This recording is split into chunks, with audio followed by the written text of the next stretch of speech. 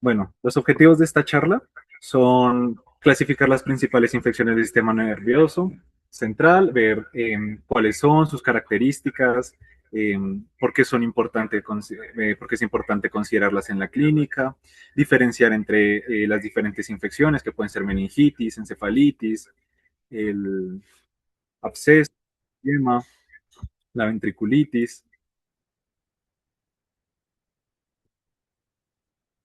interpretar adecuadamente el líquido cefalorraquídeo, construir un algoritmo diagnóstico y seleccionar el tratamiento inicial. Entonces, primero que todo, ¿qué son las neuroinfecciones? Pues las neuroinfecciones son los procesos inflamatorios e infecciosos que comprometen estructuras del sistema nervioso central, como pueden ser las meninges, el cerebro, la médula, los ventrículos, los espacios eh, extraaxiales o los vasos intracraneales. Estas infecciones pueden ser causadas por bacterias, virus, hongos o incluso parásitos que pueden alojarse dentro de cualquier parte del sistema nervioso central y generar una patología. Bueno, pues para empezar a hablar de esto hay que hablar de por qué es importante, sobre todo, considerar estas infecciones del sistema nervioso central. Y es que el cerebro, el encéfalo, es muy sensible a estas infecciones debido a sus eh, características fisiológicas y debido a que no soporta, por ejemplo, mucho edema, ya que se puede generar inflamación y puede haber otras patologías secundarias a esto, como puede ser una herniación cerebral en caso del aumento del edema. Entonces, además de esto, las neuroinfecciones son unas emergencias médicas con alta morbimortalidad. Eso significa que eh, pues los pacientes que sufren de estas neuroinfecciones tienden a quedar con secuelas o el desenlace es la muerte. Esto, según un estudio de la OMS, que calculaba aproximadamente en meningitis que por cada hora tardía de diagnóstico aumentaba la mortalidad un 7%.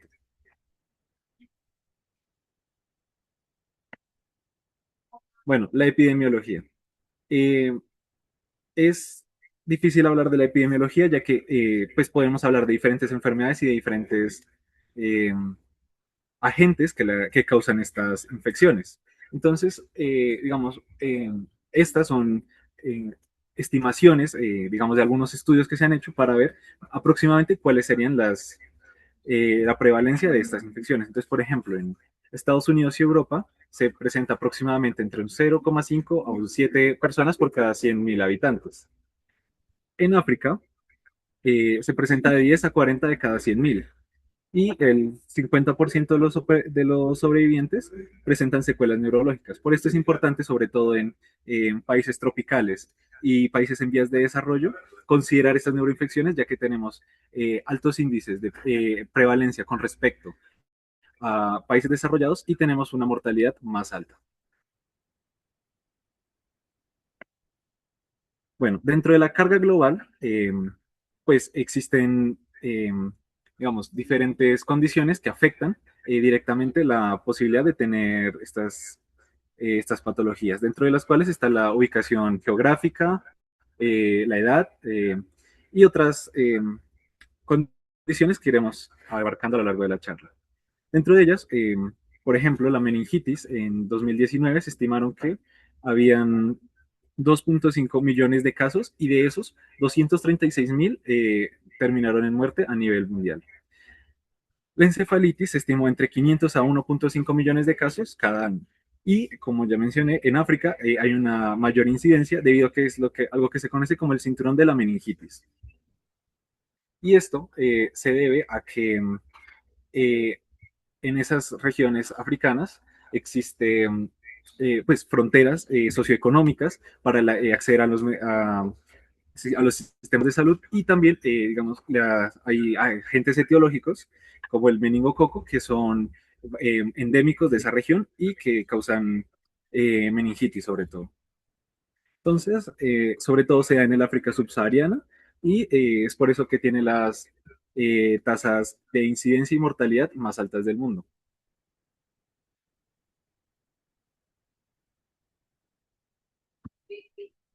Bueno, para ya empezar a hablar de la fisiopatología, hablemos de las barreras del sistema nervioso central. Como sabemos, el sistema nervioso central tiene diferentes barreras y mecanismos por los cuales se puede mantener en un estado de homeostasis. Dentro de estos está la sangre y la barrera hematoencefálica, debido a que esta barrera, pues como sabemos, no permite el paso de las sustancias o es selectiva ante algunas sustancias que están en la sangre para que lleguen al parénquima cerebral. Eh, También están los plexos coroideos, el líquido cefalorraquídeo y las meninges, que son, digamos, barreras y estructuras tanto anatómicas como que cumplen alguna función fisiológica. En el caso del plexo coroideo, producir el líquido cefalorraquídeo, que actúa como también un mecanismo de mantenimiento de la homeostasis de las neuronas, sobre todo. Y las meninges como barreras más externas a lo que es el parénquima. Bueno, entonces, ¿cómo se entendería las neuroinfecciones? Pues la etiología depende principalmente de lo que es la edad, el estado inmune, que es muy importante, ya que por esta misma barrera hematoencefálica, el estado inmune tanto de, sistémico como lo que puede ser la neuroglía son importantes para el desarrollo de estas enfermedades. Y el contexto clínico, ya que no es lo mismo hablar de un adulto joven sin comorbilidades a, por ejemplo, un paciente mayor con alguna inmunodeficiencia. Y los microorganismos tienden a alcanzar el sistema nervioso central debido a algunos mecanismos definidos, como puede ser por vía hematógena. Esto significa que, por ejemplo, una persona puede tener una infección en otra parte del cuerpo y las bacterias, digamos, pueden viajar a través de la sangre para llegar al cerebro, atravesar la barrera hematoencefálica debido a eh, mecanismos propios de infección que le permiten, digamos, acceder al parénquima cerebral y generar infección. También está por contigüidad. Por ejemplo, esto se ve mucho en sinusitis, que es infección cercana a lo que es eh, pues el cerebro o, por ejemplo, la médula. Esta infección cercana lo que produce es que las bacterias puedan diseminarse porque están contiguas, digamos, a los espacios del sistema nervioso central. El trauma también es importante considerar, ya que muchos pacientes con trauma tienen pues heridas abiertas o focos de inoculación que permiten la entrada de estos patógenos. Por ejemplo, en accidentes se ha visto que es posible la entrada de algunos microorganismos y en cirugía también debido a la presencia de material externo que pueden invadir la zona y generar la infección.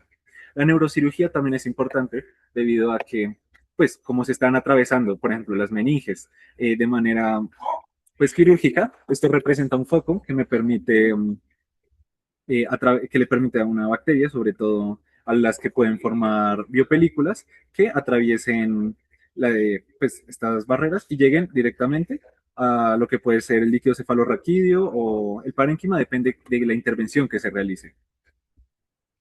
Y la reactivación latente, esto se da, por ejemplo, mucho en el caso del herpes, ya que vive en los ganglios que, digamos, con la edad puede reactivarse, ya que vive ahí, se encuentra suprimido, y con el tiempo este puede activarse y presentar infección nuevamente. Y dentro de estos hay algunos síndromes, que ya los veremos más adelante, que estos serían los síndromes meningios, las encefalopatías, los déficits neurológicos focales, hipertensión intracraneal, las convulsiones y, por ejemplo, fiebre con antecedentes sobre todo de neurocirugía. Bueno, ¿qué se vería en la clínica? En la clínica siempre hay que considerar ante la sospecha de una neuroinfección el peor escenario posible.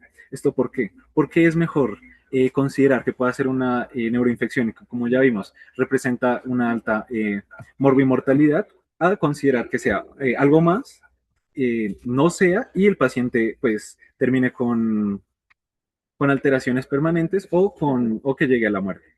Entonces, ¿qué es lo que caracteriza las neuroinfecciones? Realmente no hay un signo o síntoma que sea completamente característico de ellas, debido a que son muchas y los diferentes agentes etiológicos pueden causar diferentes eh, manifestaciones clínicas. Pero entre los más comunes está la fiebre, la cefalea, la alteración del estado mental, convulsiones, síntomas psiquiátricos como cambios, alteraciones del ánimo, cambios de personalidad repentinos, alucinaciones o manifestaciones sistémicas. Por ejemplo, se puede ver rash en algunos pacientes y son, digamos, son signos muy inespecíficos. No es algo que sea patognomónico directamente de las neuroinfecciones. Sin embargo, estos signos sí pueden llevar a lo que son las triadas. Por ejemplo, la triada clásica de meningitis, que es la fiebre, la rigidez nucal y la alteración del estado de conciencia. Esto, digamos, en la literatura aparece que es, digamos, cuando un paciente cumple las tres, tiene una alta especificidad. O sea que si están, es muy probable que sea meningitis. Pero si no están presentes, no me descarta la meningitis. Tiene alta especificidad y baja sensibilidad. Y de hecho, solo el 40% de los pacientes presentan la triada completa. Pero aproximadamente el 90% de los pacientes tienen desde estos síntomas. También está la triada de la encefalitis, que es la fiebre, la cefalea y la alteración de conciencia. Y la triada del absceso intracerebral, que sería fiebre, cefalea y déficit neurológico focal. Todo esto, digamos, es fácil decirlo a grandes rasgos y buscarlo, pero realmente esto depende mucho de la progresión, el tiempo de progresión del paciente. Es diferente un paciente que lleva apenas horas con la infección o un paciente que, digamos, ya lleve algunos días. Todo esto es, digamos, variable, sin embargo, nos ayudan a enfocar un poco en qué debería yo buscar en un paciente en el que le sospeche alguna infección del sistema nervioso central. Y también uno puede ver la triada de Cushing, que sería hipertensión arterial, bradicardia y bradipnea. Esto no son cinco, no es una triada característica de las infecciones del sistema nervioso, ya que son de hipertensión intracraneal severa. Pero esto lo podemos ver debido a que hay algunas infecciones que pueden aumentar la presión intracraneal debido a que pueden eh, generar efecto de masa o aumentar la cantidad de líquido dentro del cerebro y me generaría mayor presión intracraneal y me produciría esta triada. Entonces, únicamente, no solo estos síntomas son característicos, pero sí ayudan mucho a ver, entender que una infección puede generar otro tipo de síntomas, como serían estos que son más sistémicos. Y también están los signos meningios. Estos son, semiológicamente hablando, pues son también muy característicos de la meningitis. Entonces sería la rigidez nucal, signo de Kern y el signo de Brudzinski.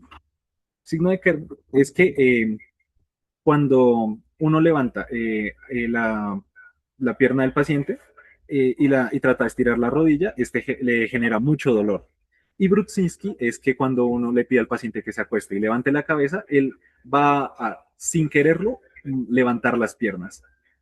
Y la rigidez nucal, que es la dificultad al movimiento, y uno en la clínica trata de mover ligeramente la cabeza del paciente y uno nota la rigidez. Tienen estos también baja sensibilidad, pero son de muy alta especificidad. Entonces, lo que me dice es que si están presentes, eh, la sospecha de meningitis es muy fuerte. ¿Y esto por qué se da?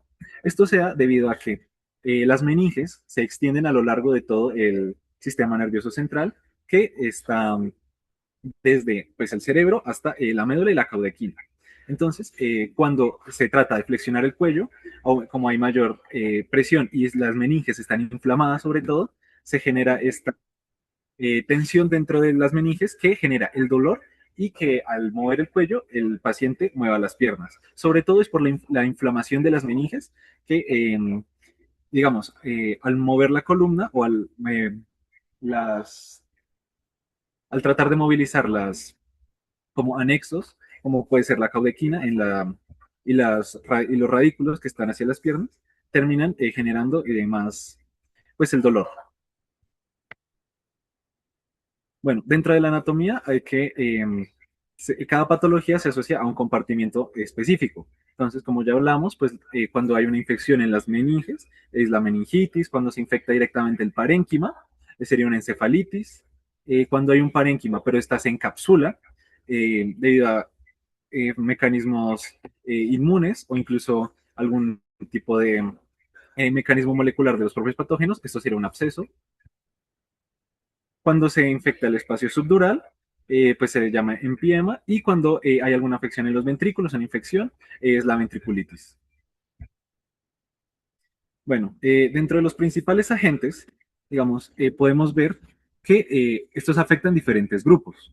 Dentro de estos están, por ejemplo, los neonatos, que son más susceptibles a Streptococcus agalacti, E. coli y Listeria monocytogenes en los temas bacterianos. Dentro de los virales está el herpes simple tipo 2, enterovirus, y los hongos, aunque es raro, de hecho, ver una meningitis por hongos se registra y es pues posible verlo en la clínica, pero sobre todo afecta en pacientes con inmunodeficiencias. No es normal verlo en un paciente inmunocompetente. Y dentro de estos está Cándida. ¿Por qué los neonatos, sobre todo, tienen estas infecciones? Debido a que como tienen un sistema inmune que apenas está desarrollando y pues no es competente para luchar contra muchos de estos microorganismos, pues son bastante comunes. Agalacti, E. coli y Listeria monocytogenes son, digamos, bacterias que se encuentran en el ambiente y que si no hay un adecuado, digamos, manejo del sistema inmune, si el niño tiene una inmunodeficiencia, o que hay, por ejemplo, alguna diseminación hematógena o alguna alteración de las barreras, es más fácil que éstas hagan infección. Dentro de los niños está el Streptococcus pneumoniae, el Neisseria meningitidis y Haemophilus influenza. Dentro de los virus están los enterovirus, el virus de la varicela zoster y como hongos más comunes, digamos, en esta población son los Cryptococcus neoformans, pero nuevamente es raro ver infección por hongos. Estos se dan sobre todo porque, aunque ya hay un sistema inmune más fuerte, todos estos microorganismos cuentan con sistemas de infección, como pueden ser mimetismo molecular o pilis, que les permiten llegar. Además, tienden a ser más infecciosos y sobre todo se ve en esta edad debido a la relación como con otros niños. Sobre todo se ha documentado como proliferación como de esto en colegios. Se ha podido aislar de estos microorganismos, sobre todo en niños en edad escolar. En adultos ya es más raro presentar esto si son inmunocompetentes y no tienen comorbilidades. Streptococcus pneumoniae, Listeria monocytogenes y Neisseria meningitidis también es posible. Los virus está herpes simple tipo 1 y el virus del Nilo occidental, que aunque es muy raro y representa menos del 1% de las infecciones virales, es importante considerarlo ya que sobre todo en África es endémico y es común. Entonces cuando uno ve a un paciente que haya viajado allá o que sea de allá, es importante considerarlo ya que es también está asociado a una alta mortalidad. Y sobre todo ya en inmunocompromiso, pues ya podemos ver algunos microorganismos más raros que no tendrían, que no son muy específicos de estas neuroinfecciones, no son típicos como sería nocardia, Mycobacterium tuberculosis, salmonella, los citomegalovirus y los hongos sobre todo. Pues nuevamente los hongos son raros y afectan sobre todo a inmunocomprometidos, especialmente en criptococos afecta a pacientes con VIH. Bueno, entonces, ¿qué hacer cuando tengo la clínica? Me llega un paciente con una sospecha de neuroinfección, pues yo tengo que hacer unos estudios. Dentro de estos está hacer pruebas al líquido cefalorraquídeo. Entonces, se utiliza, bueno, para esto se utiliza la línea de Tuffier, que es una línea imaginaria entre las dos, en la parte más superior de las crestas ilíacas, que cruza aproximadamente a nivel de L4. Y esto es importante considerarlo, ya que la punción lumbar es el pilar fundamental para detectar qué es lo que está pasando dentro del compartimiento cerebral, ya que es una forma en la que podemos ver cómo está en sí, pues, digamos, el sistema nervioso central que siempre está protegido. También se pueden hacer pruebas moleculares como una PCR múltiple para identificación rápida de algunos antígenos para ver qué patógeno es el que está infectando y cuál es el antibiótico que yo debo dar. Y también hacer tinción si encuentro bacterias y ver los valores como la presión de apertura, el aspecto macroscópico, el reencuentro celular, la glucosa, etc. Entonces, la punción lumbar. Pues ya vimos que se utiliza la línea Tuffier y se le pide al paciente que esté en, de cúbito lateral y uno usa la línea Tuffier, aunque digamos, no siempre esto se va a respetar y se usa esta línea porque a ese nivel, en el D4, ya no hay médula y queda la caudequina, que es un espacio donde se encuentra el líquido y no hay, digamos, una gran inervación. Entonces es difícil a generar alguna lesión nerviosa en ese punto al yo introducir la aguja. En este paso, la aguja tiene que pasar por 9 compartimientos, que serían 9 capas. Primero la piel, la fascia y el tejido subcutáneo, el ligamento supraespinoso, eh, el ligamento interespinoso, el ligamento amarillo, el espacio epidural, la dura madre, la aracnoides y por último, el espacio subaracnoideo, que es donde de donde se extrae el líquido.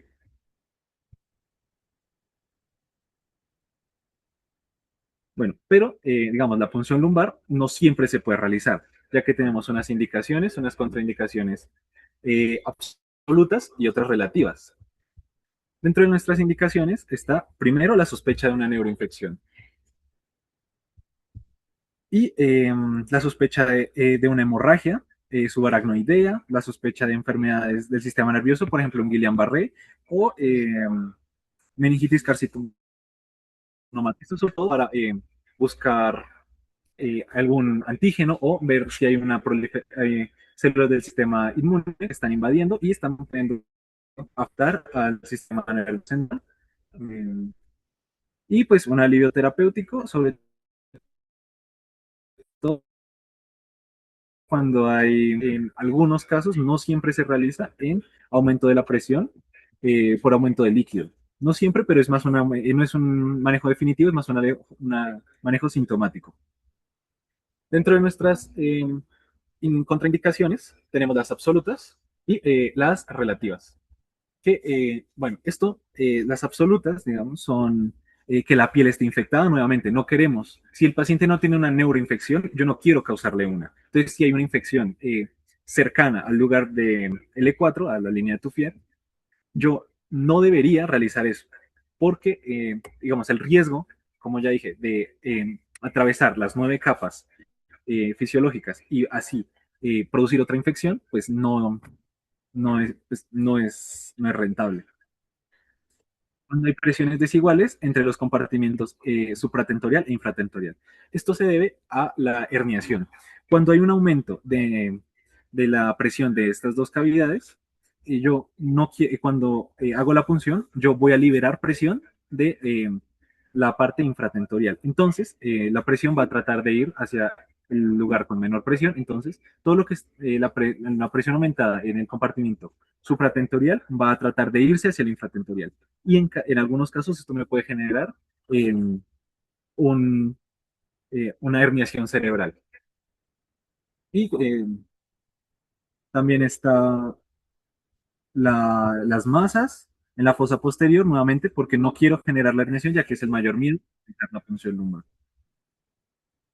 Y las relativas, en estas relativas, o sea, yo tengo que pensar en si hacer lo que yo pueda encontrar en el líquido sea realmente algo que bien manejo o si es mejor mantener, digamos, la contraindicación ahí y tratar de pensar en otro estudio. Dentro de esto está el aumento de la presión intracraneal, la coagulopatía, pues, o los abscesos, debido a que, pues, aunque yo pueda realizarlos, hay que considerar toda la historia clínica del paciente. Y por último, también hay que pensar en si yo pido una neuroimagen antes que la punción. Entonces, esto se da sobre todo cuando la punción está contraindicada o cuando se cumplen ciertos criterios. Por ejemplo, si el paciente está inconsciente, es raro realizarlo. También cuando hay mayores de 60 años, cuando hay pacientes inmunodeprimidos, pacientes con lesiones conocidas, si acaba de tener, si tuvo un cáncer, si tuvo alguna cirugía, digamos que yo sepa que tiene una lesión y de pronto yo puedo pedir una neuroimagen que me dé otra información. También, pues los pacientes con un nivel anormal de conciencia y pacientes con papiledema que pues se haya visto en el examen físico y que yo tenga sospechas de presión intracraneal. Nuevamente, porque el mayor miedo al realizar esto es la herniación cerebral. Entonces, hay unos patrones diagnósticos claves que son, digamos, al evaluar el líquido cefalorraquídeo. Entonces, aquí podemos ver, comparar el líquido cefalorraquídeo normal, bacteriano, viral, tuberculoso y fúngico. Entonces, en las condiciones normales, el líquido tiende a ser claro, o sea, cristalino, tener una presión de apertura. Cuando yo atravieso la aguja y llego al espacio, eh, pues a la última capa, digamos, el líquido debe salir entre 12 a 20 centímetros de agua. Las células deben haber menos de 5 células. La glucosa, esto es una relación entre cuánta glucosa hay en el líquido cefalorraquídeo y en el suero. Esta debe ser mayor a 0,9 miligramos sobre decilitro. Y las proteínas están entre 15 a 45. En meningitis bacteriana, el líquido cefalorraquídeo suele ser turbio debido a la infección por bacterias. La presión suele estar elevada debido al crecimiento bacteriano y a la inflamación que éstas producen.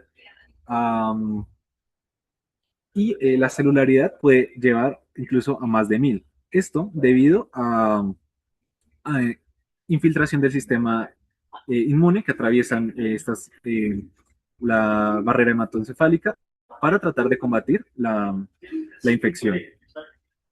La glucosa está reducida porque las bacterias en su metabolismo requieren la glucosa. Entonces ellas van a empezar a consumir la glucosa dentro del líquido cefalorraquídeo y esta se va a ver muy disminuida. Esto es una de las partes importantes que, digamos, yo puedo ver tempranamente en una infección bacteriana. Y las proteínas están elevadas. En la meningitis viral, el líquido cefalorraquídeo suele ser claro, con presión normal, eh, o puede estar ligeramente elevada, realmente no es muy significativo, pero se puede encontrar. La glucosa suele estar normal, las proteínas normales son moderadamente elevadas, puede haber pleocitosis de decenas o muchas células linfocitarias, porque finalmente estas son las células que tienden a combatir los virus. Y algunos enterovirus en específico pueden presentar un predominio neutrofílico. Esto es, digamos, se ha reportado en la literatura, pero también es raro de ver, especialmente porque por el tipo de virus que son solamente los enterovirus y dentro de esos solo unos. Y todavía no se tiene muy claro cuál es ese, pero se ha visto que son algunos y que no siempre, y que incluso dentro de esos no siempre se ven. La glucosa puede estar normal y las proteínas pueden estar normales o levemente aumentadas. La tuberculosa, pues el líquido también puede estar turbio o santocrómico, también se le conoce. Puede haber una marca eh, presión de apertura y, bueno, también hay células, también linfocitos, no tan marcada como puede ser en la viral, pero también hay presencia de linfocitos. La glucosa puede estar también reducida nuevamente por el consumo del microorganismo de la glucosa del líquido cefalorraquídeo y las proteínas suelen estar muy elevadas. Y en la fúngica, pues que es raro, pues se puede ver que es turbio, el líquido, la presión de apertura está elevada. Realmente no hay un valor como que uno diga a partir de esto, sino solo se ha visto que es elevada. Realmente puede ser levemente elevada o bastante elevada. Las células, pues puede haber predominio de linfocitos entre 20 a 500. La glucosa, nuevamente, pues los hongos también requieren uso de glucosa en su metabolismo y tienen líquido cefalorraquídeo con respecto al suero, una disminución marcada de la glucosa. Y las proteínas suelen estar elevadas. Bueno, también uno pide cultivos. Es importante considerar que aunque yo pido cultivos, yo no tengo que esperar a que me entreguen el resultado para iniciar un tratamiento. Esto, pues como ya vimos, la mortalidad aproximadamente aumenta un 7% por cada hora sin atención. Entonces, yo debo hacer los cultivos antes de dar el tratamiento. Apenas tengo al paciente, yo busco extraer el líquido cefalorraquídeo, pensar en qué imagen me sirve y empezar a pedir los cultivos, hacer un hemocultivo. Esto es, sobre todo, es muy importante ya que no debe retrasar el diagnóstico. O sea, la parte más importante de los cultivos es no retrasar el diagnóstico a que me lleguen los resultados. Y realmente el cultivo es aproximadamente el 80% de los casos dan con el microorganismo. Hay algunos microorganismos que no se pueden cultivar o que no se detectan. Entonces también es importante considerar que si sale negativo, no implica que no haya una neuroinfección. Dentro de la neuroimagen hay, digamos, dos que son bastante usadas, que es el TAC y la resonancia magnética con contraste o con gadolínio. El TAC, ¿por qué se usa? El TAC sobre todo se usa en una aproximación rápida donde yo tengo que descartar otras patologías. Dentro de esto, yo puedo ver si hay hemorragias, o sea, si hay algo más que me está causando esto. O en algunos casos, ver si hay, por ejemplo, alguna infección. Por ejemplo, acá podemos ver en la imagen de la izquierda como hay una ventriculitis. Ahí yo veo alguna masa que está dentro de los ventrículos y me está afectando, digamos, también la presión intracraneal. Esto, sobre todo, yo puedo ver lesiones, pero yo tengo que correlacionarlo con clínica. Como ya vimos, si me llega un paciente con, digamos, fiebre, cefalea, yo empiezo a pensar en una neuroinfección y yo con la imagen puedo decir, sí, me aumenta mi sospecha de esto. Y la resonancia con gadolínio es el gold standard para el diagnóstico, ya que el TAC, aunque me sirve para descartar otras cosas, aunque haya infección, no siempre la voy a poder ver.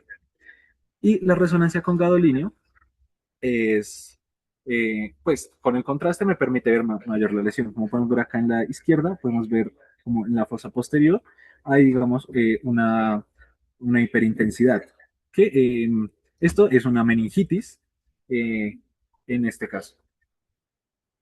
Y nuevamente aquí lo importante es considerar que no solo es qué tiene el paciente, sino considerar la clínica con la imagen.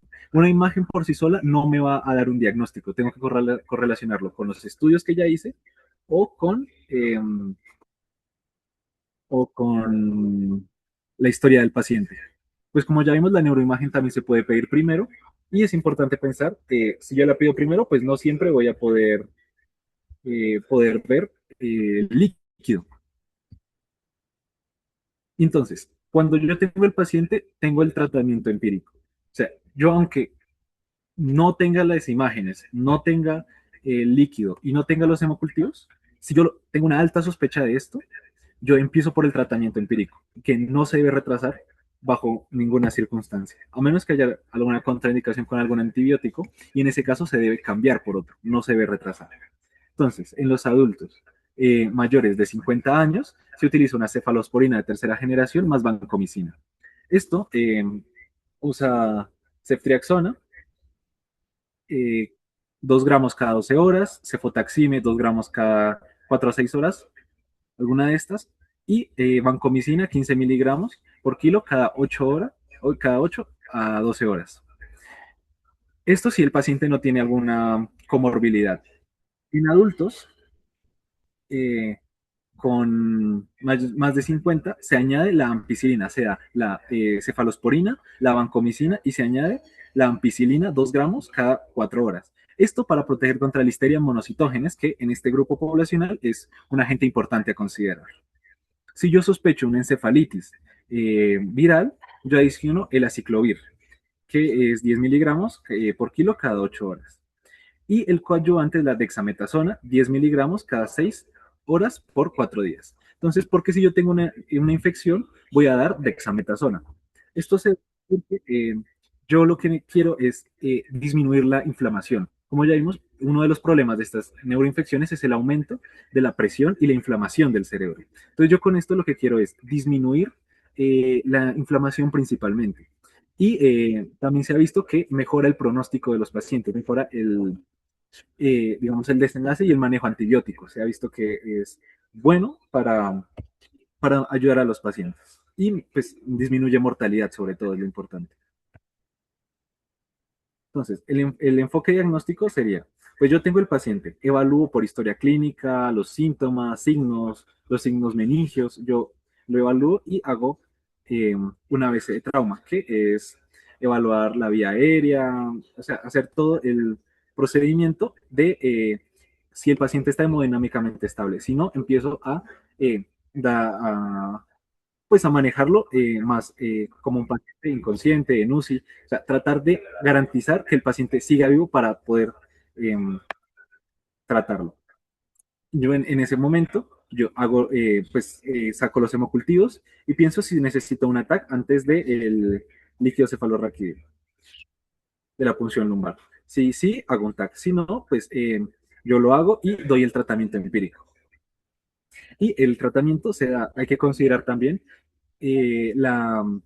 dónde estamos, ya que no es lo mismo, eh, por ejemplo, como ya dije, estar en África o en el África subsahariano, donde hay unos agentes etiológicos más comunes a, por ejemplo, si estamos en Estados Unidos, si estamos en Europa, donde los agentes cambian. Entonces también hay que considerar y revisar guías locales que existen para ver qué medicamento y por cuánto tiempo yo doy a estos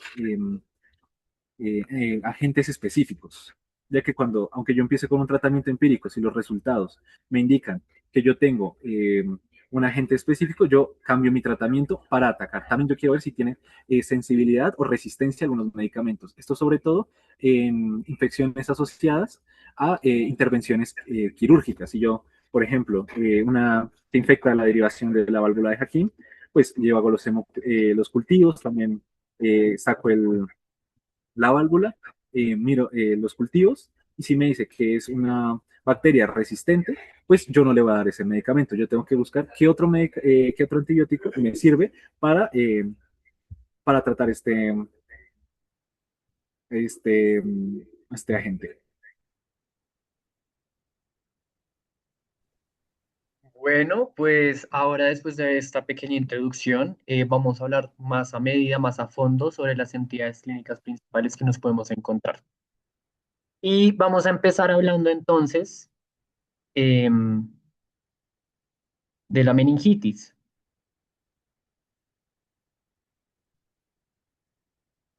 Mm, si pueden, siguiente diapositiva.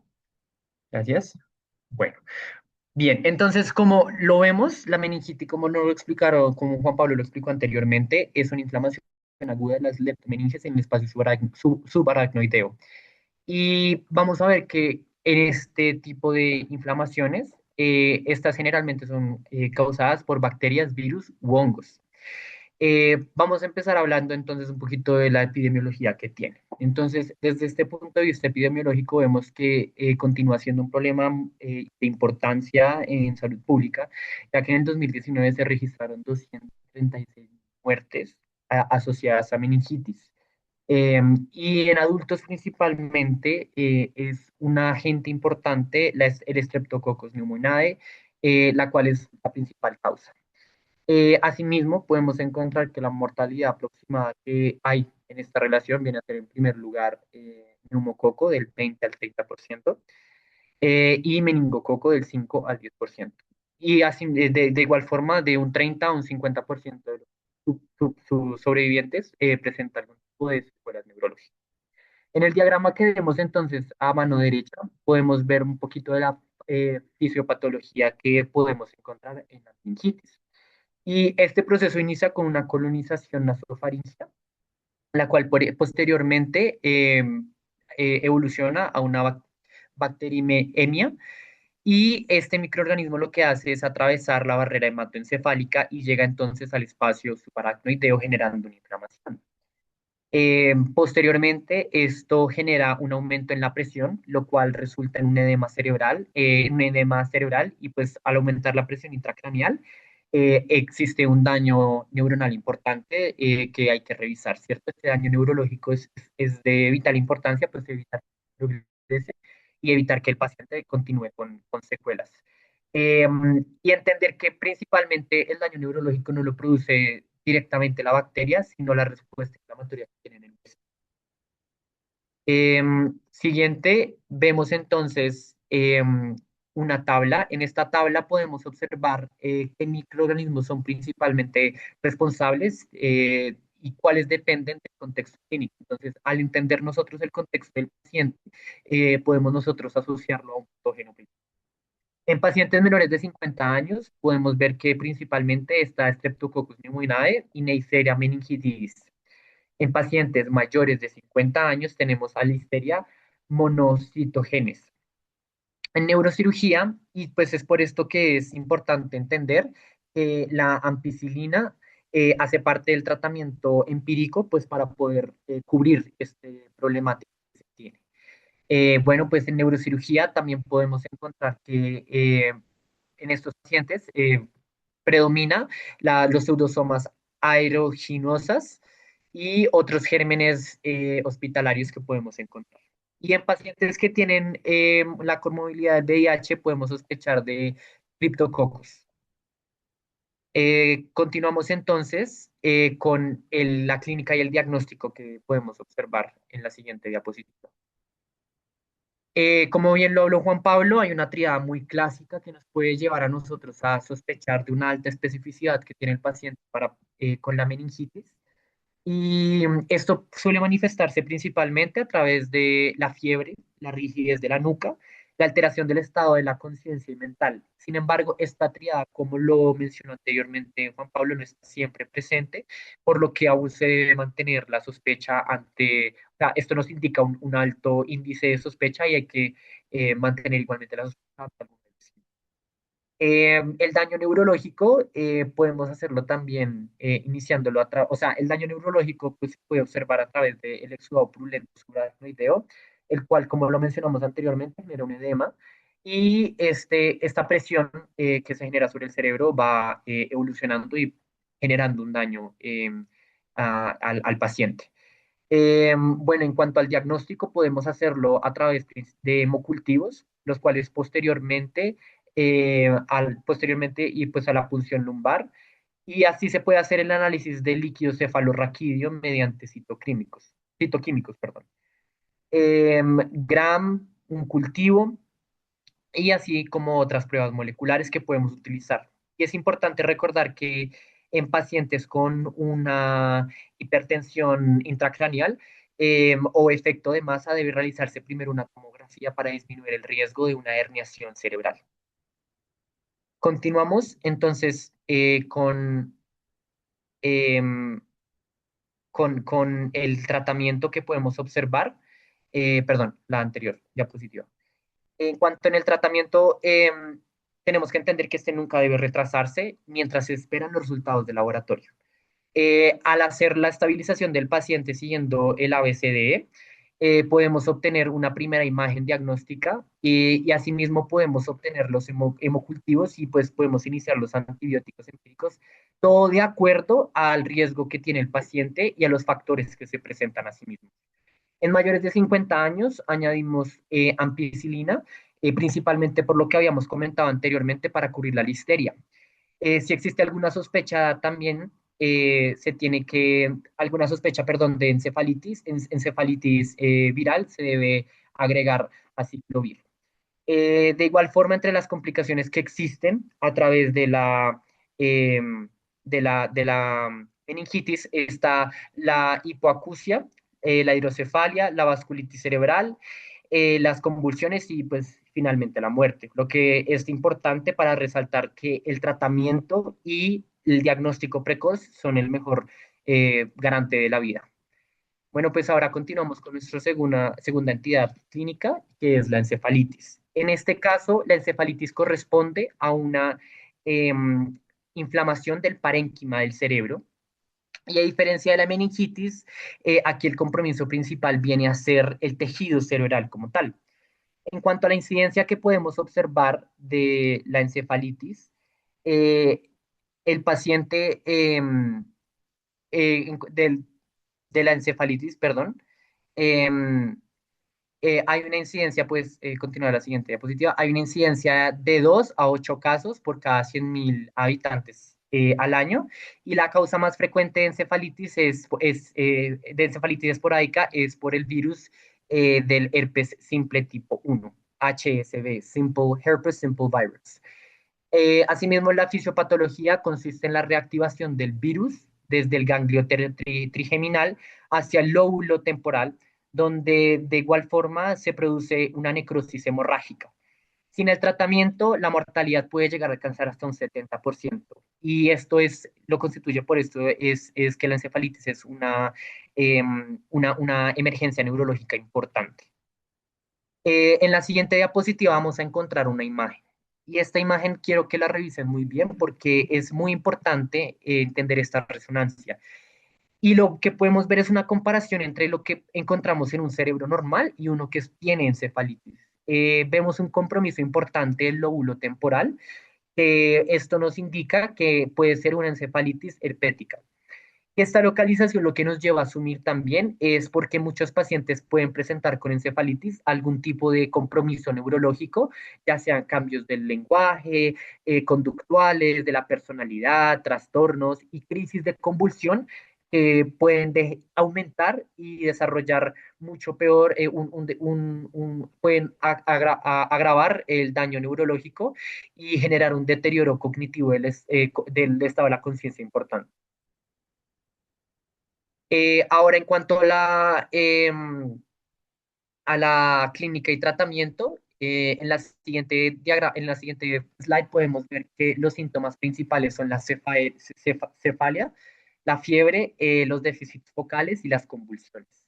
Es importante recalcar que el diagnóstico se confirma mediante una resonancia magnética y un PCR cuando encontramos que hay un herpes simple en el líquido cefalorraquídeo. Sin embargo, nunca debemos esperar el resultado de la PCR para poder iniciar el tratamiento. Anteriormente, lo más importante es ante la sospecha clínica, el manejo consiste en tener un manejo antibiótico mediante aciclovir intravenoso de 14 a 21 días. Y es importante que entre más pronto podamos empezar este tratamiento, menos reduce la tasa de mortalidad del paciente. Aquí mismo, pues también lo podemos observar los patógenos que son más comunes en estos casos. Eh, bueno, pues ahora continuamos con el absceso cerebral, que es nuestra tercera entidad clínica. Y en este caso podemos definir el absceso cerebral como una colección focal encapsulada de pus en el parénquima cerebral. Y es eso, un absceso, como bien lo han de saber, es una encapsulación, en este caso de pus.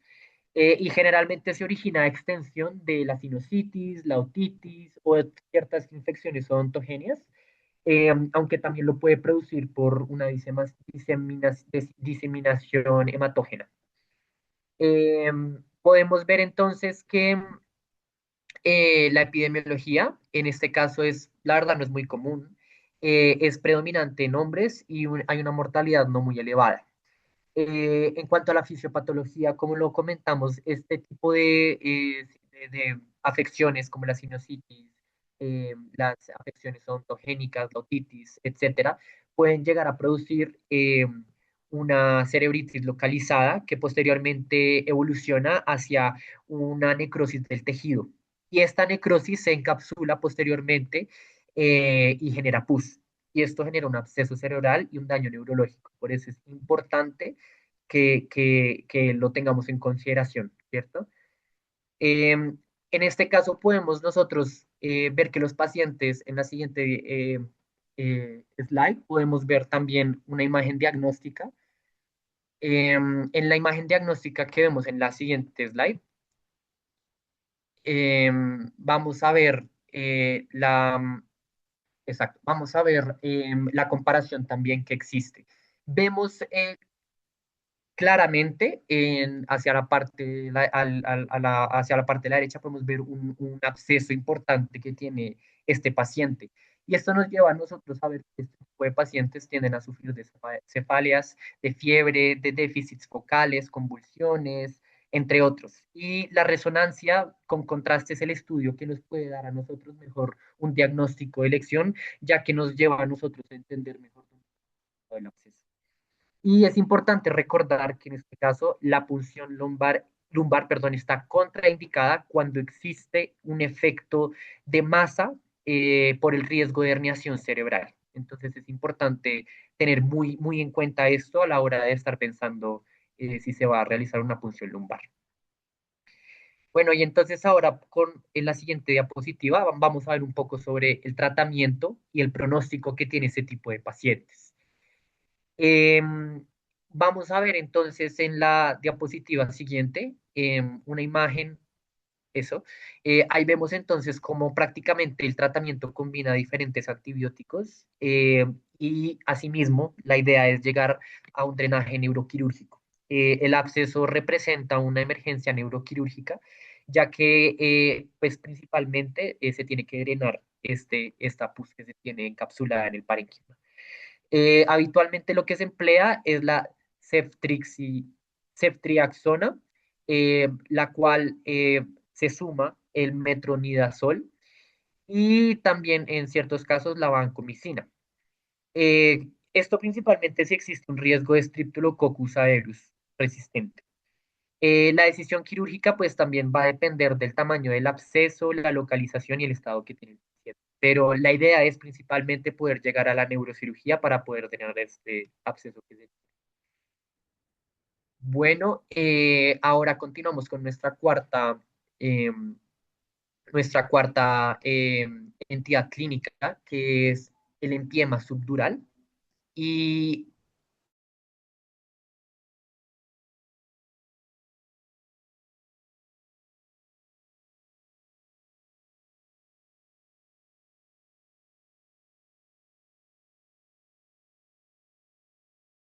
estructural. Por eso es que es tan importante atenderlas. Asimismo, aumenta el riesgo si se deja pasar mucho tiempo sin diagnóstico. Bueno, ahora continuamos con la parte de patógeno. En cuanto depende esto también del contexto, si existe una sinusitis, predomina principalmente los Streptococcus pyogenes anaerobios. En las otitis predominan principalmente los Streptococcus pneumoniae. En los traumas predominan principalmente los Staphylococcus aureus. Y en la neurocirugía, los MRSA y los pseudosomas aeruginosa. ¿Listo? Continuamos entonces ahora con la parte de clínica y diagnóstico. Como bien lo vamos mencionando, vemos un patrón en que la mayoría de estos pacientes tienden a tener cefaleas, fiebres, déficits neurológicos focales, convulsiones y alteraciones del estado de la conciencia. La resonancia magnética para este caso viene a ser el estudio, asimismo, con la resonancia de el estudio de elección para poder entender qué se está trabajando y debe evitarse, como con el absceso cerebral, una punción lumbar cuando exista algún efecto de masa. En la siguiente diapositiva. Sí, bien, es importante entender que en este tipo de pacientes uno hay que o sea, hay que empezar con el tratamiento antibiótico lo más pronto posible. Si se mantiene, si no se mantiene una duración tan larga o sea, si se retrasa el diagnóstico, aumenta la mortalidad de igual forma. Bueno, y ahora vamos a hablar del tratamiento. Y el tratamiento principalmente requiere un drenaje quirúrgico urgente asociado a antibióticos intravenosos, como lo mencionamos, de amplio espectro, los mismos que para el absceso cerebral. Eh, si se retrasa el drenaje, aumenta considerablemente la mortalidad del paciente y el riesgo de unas secuelas neurológicas crónicas que puedan afectar al paciente. Bueno, pues ahora vamos a tener nuestra última entidad clínica, la cual es la ventriculitis. Y la ventriculitis la entendemos como una infección del sistema ventricular, la cual está frecuentemente asociada a pacientes con dispositivos neuroquirúrgicos, por ejemplo, drenajes ventriculares externos, como lo podemos observar en esta imagen diagnóstica. Más del 80% de los casos, en la siguiente diapositiva, más del 80% de los casos están relacionados al sistema de salud, a la atención que se está teniendo. Los microorganismos más principales que vamos a encontrar en este caso son Staphylococcus perdón, Staphylococcus aureus, Neumosomas angiosomas y otros bacilios gram negativos. Eh, la tasa de mortalidad es relativamente alta, del 15 al 30%. Y el tratamiento incluye el retiro o reemplazo del drenaje ventricular que se esté haciendo, perdón, asociado a una vancomicina, sí, asimismo con un ajuste al resultado que se esté buscando, un ajuste al tratamiento, ya que lo que se hace en la fisiopatología es que debido a que hay una colonización bacteriana y la formación de una biopelícula, hay una afección y una infección del líquido cefalorraquídeo, evidentemente, porque pues si va a estar dentro de los ventrículos, va a haber una inflamación ventricular. Eh, y continuamos entonces con nuestra pequeña, listo, pues ahí podemos observar los microorganismos que están asociados. En neurocirugía vamos a ver también los Staphylococcus epidermis, los dispositivos intracraneales, principalmente Staphylococcus aureus, en las infecciones nosocomiales, los pseudosomas argeniosomas, nosoma, perdón, y otras entidades gram negativas. Bueno, pues ahora y para poder finalizar de mejor forma este entendimiento de ventriculitis, es entender que el diagnóstico se debe a la comprensión de lo que se está dando, ¿cierto? En este caso vamos a tener un paciente con un deterioro cognitivo importante, con fiebre, con un líquido cefalorraquídeo evidentemente afectado, con un cultivo y una tinción de Gram importantes. Y la resonancia magnética va a ser nuestra mejor herramienta para poder diagnosticar la ventriculitis. Y como lo mencioné anteriormente, lo principal va a ser cambiar o retirar el drenaje ventricular. Asimismo, haciendo una asociación de antibióticos como vancomicina, cefeprime o meropenem. Y ajustar esto sea según el cultivo y el antibiograma que se vaya a estar realizando. Bueno, y pues para finalizar con estas entidades clínicas que vamos a estar observando, vamos a hablar de un poquito de la comparación que tenemos. En esta tabla logramos poder nosotros eh, sintetizar qué es lo que vamos a mejor encontrar en cada una de las neuroinfecciones que estuvimos estudiando. En la meningitis predomina el síndrome meningio y el estudio de clave es la punción lumbar, de la cual hemos hablado mucho durante toda la charla. En la encefalitis destaca las alteraciones conductuales, las convulsiones y nuestro estudio principal va a ser la resonancia magnética del encéfalo y el PSR para poder, asimismo en el líquido cefalorraquídeo, para poder hacer un diagnóstico de si hay algún tipo de herpes simple presente. En el absceso cerebral va a haber un déficit focal, una hipertensión endocraniana que nos van a llevar a un daño neurológico y por esto tenemos que tener una resonancia magnética con contraste, lo que nos va a llevar a entender una neuroimagen mucho más prioritaria. En el empiema, perdón, subdural podemos ver un deterioro rápido del paciente con su focalidad y de igual forma vemos que el TAC y la resonancia magnética con contraste van a ser las mejores herramientas diagnósticas para poder entender la condición del paciente. Y en la ventriculitis, como nosotros vamos a ver que probablemente hay un drenaje ventricular in situ, vamos a tener, va a haber un fenómeno también de meningismo y con fiebre. Para esto tenemos que hacer un análisis de líquido cefalorraquídeo y también hacer poder retirar también, dado el caso, el, la, la, el, perdón, se puede, el drenaje ventricular externo que se esté haciendo. Bueno, pues, y ahora tenemos un pequeño caso clínico, el cual ojalá les guste, puedan trabajarlo. Este caso clínico lo vamos a estar, la idea es que lo piensen, lo discutan en sus casas, lo puedan hablar, o sea, ustedes con Dios, ustedes con ustedes, y puedan resolverlo porque en el Kahoot vamos a tener una pregunta asociada a este caso clínico.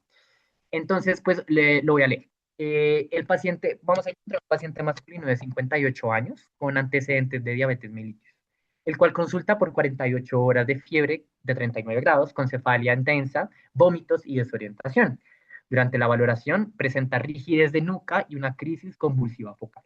El examen físico nos puede ver una tensión arterial de 110 sobre 70 miligramos de mercurio, una frecuencia cardíaca de 108 pulsaciones, un Glasgow de 12 sobre 15, una rigidez de la nuca y no hay un déficit motor evidente. En cuanto se le hace al paciente el examen de líquido cefalorraquídeo, vemos que este tiene un aspecto turbio, que la presión de apertura es de 32 centímetros de H2O. Los leucocitos son 2100 células por cada microlitro. La glucosa que podemos observar en el líquido cefalorraquídeo es de 30 miligramos por decilitro, las proteínas 220 miligramos por decilitro y la tensión de Gram que podemos ver son diplococos Gram positivos. ¿Listo? Este caso lo adaptamos de un banco de casos que encontramos en uno de los tratados que tiene la WHO para poder eh, investigar las guías de diferentes enfermedades.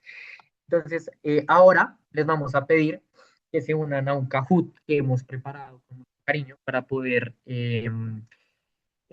afianzar los conocimientos. Entonces, ya les voy a dar el momentico para que puedan unirse.